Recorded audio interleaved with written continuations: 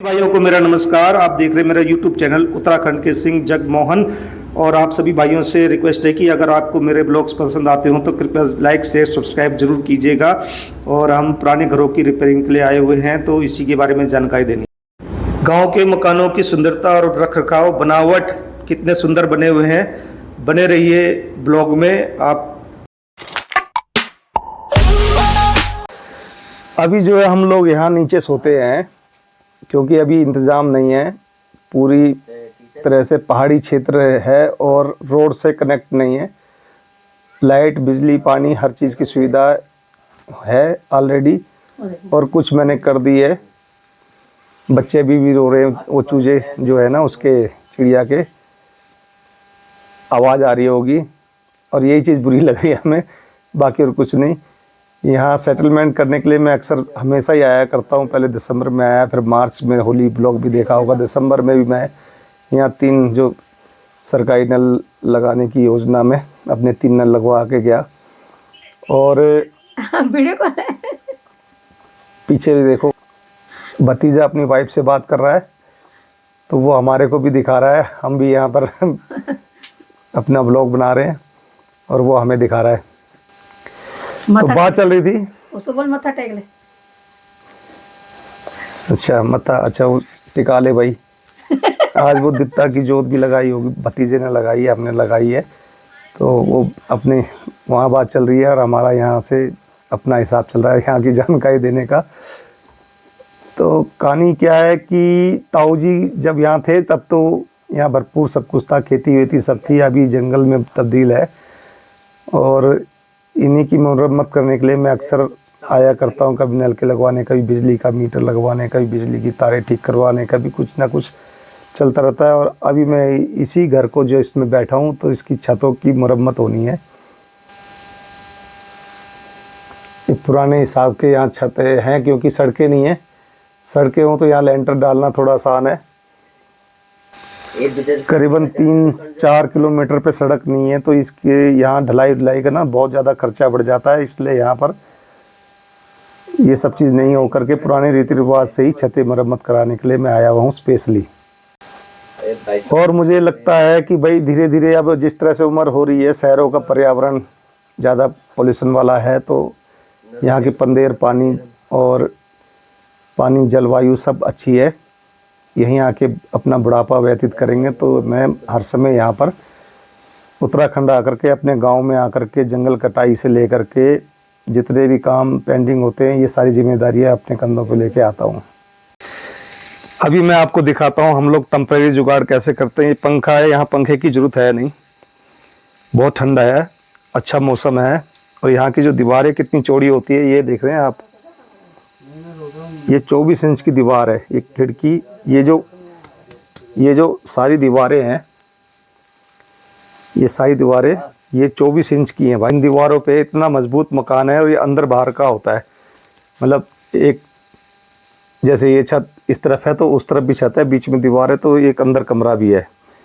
भितरखंड बाहर खंड कहते हैं इन जगहों को, भितरखंड और बाहर खंड का। बहुत मजबूत दीवारें हैं और ये हमारे बहुत पुराने मकान बने। इस मकान को भी शायद बने हुए 70 साल हो गए होंगे और जिसको मैंने अपने लिए बनाया वो करीबन 100 साल पुराना मकान है, जिसको मैंने अपने लिए रहने लिए स्पेशल रिपेयर किया हुआ है और उस पर भी थोड़े काम रिपेयरिंग के हैं। और जो इस तरह के भितरखंड और बाहर खंड वाले जो कमरे हैं ये करीबन 3 है, मतलब 3 सेट है, 1 2 तीसरा ये। तो ये जो है मेरे ताऊ जी, पिताजी और चाचा जी के हिसाब के बने हुए हैं। मतलब इनकी फैमिली इसके लिए उस समय में बहुत पहले के, अब तो अब सब बड़े हो गए, इसमें गुजारा तो नहीं होगा पर कहने को अभी भी ये 3 फैमिली 3 भाइयों का है। 3 भाइयों में हम, उनके बाद पिताजी के बाद जैसे हम 4 भाई हैं, ताऊ जी के भी 4 बच्चे और हैं, चाचा के 2 बच्चे हैं। तो इसमें तो जुगाड़ इंतज़ाम होगा नहीं, और भी बनाने पड़ेंगे। पर हाँ, जब कोई आएगा नहीं यहाँ रहने तो अभी तो ये अब देखो ऐसे ही है। जो बात जो हकीकत है वो यही है कि फैमिलीज बढ़ गई है, मकान ये अभी भी हमारे लिए कम है। ज़मीनें बहुत है, बनाने को सब बना सकते हैं, पर अभी क्या है कि कोई रह नहीं रहा। जैसे अभी है मेरे पिताजी के हम 4 बच्चे। अब जैसे एक भितरखंड बाहरखंड हमारा हो गया, अगर हम 4 भाई हैं तो 4 भाई इसमें नहीं रह सकते, और 4 भाइयों में किसी के पास 3 है, किसी के पास 3 है, किसी के पास 3 है, किसी के पास 3 है, सब। इसके हिसाब से तो अगर 4 भाई हम और 3-3 सबके बच्चे, तो 4 भाई और 3-3 बच्चे हो गए, 4 या 12, 12 और 4 हो गए 16। तो ये किसी भी तरह से परफेक्ट नहीं है, पर गांव खाली है, आके बसने के लिए कोई तैयार नहीं है। पर अगर होगा तो मैंने उस तरफ एक सेपरेट अपना जो बहुत साल पुराना मकान है उसको रिपेयर कर रखा ऑलरेडी। अभी अंधेरा बहुत हो गया और वहाँ पर में इंतज़ाम हो सकता है मेरी एक फैमिली रहने लायक। वैसे एक गौशाला हमारी यहाँ भी है, इसको भी अच्छे से रिपेयर कर सकते हैं। काफ़ी बड़ी गौशाला है, इसमें 4 गाय बनती हैं, बन सकती है ना। अगर कोई रहना चाहे तो इसको भी रिपेयर करके अच्छे से साफ सफाई करके इसमें अपना इंतज़ाम कर सकता है भाइयों में। और यहाँ था हमारा किचन इस तरफ में, और 3 मीन लगा के बहुत बढ़िया बनाया हुआ था। और यहीं बैठ करके, ये इन जगहों पे बैठ करके हम सारे जो है खाना खाया करते थे बहुत बढ़िया से, आम के पेड़ के नीचे, वहाँ से वहाँ तक, सुबह दोपहर शाम तीनों टाइम का। अभी तो वही गांव में कोई नहीं है, तो किचन अभी कमरों में ही है। वैसे भी एक कमरे में ऑलरेडी हमारा किचन का सेटअप था, जो कि ये कमरा है, ये वाला। बहुत ठंड में, बरसातों में इधर सारा किचन का सेटअप है।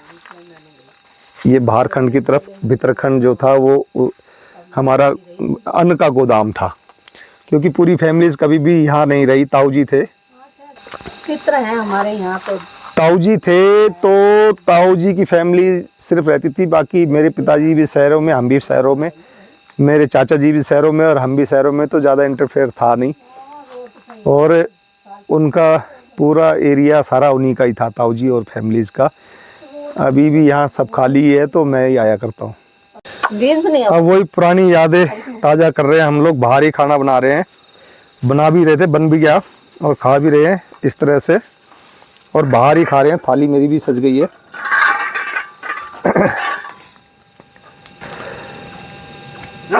ताऊ के राज में, दादा परदादाओं के राज में, क्या दादाओं के राज में, ताऊ के राज में जैसे खाया करते थे, वैसे बाहर याद ताज़ा कर रहे हैं। हाँ, यदि अगर सड़क आ जाए यहाँ पर में, तो भाई लोग अपने अपने अलग ज़मीनों में मकान बनाएंगे, कोशिश भी करेंगे। तो ये है हमारे गांव गडली मौजमपुर का हमारा इतिहास और रहन सहन।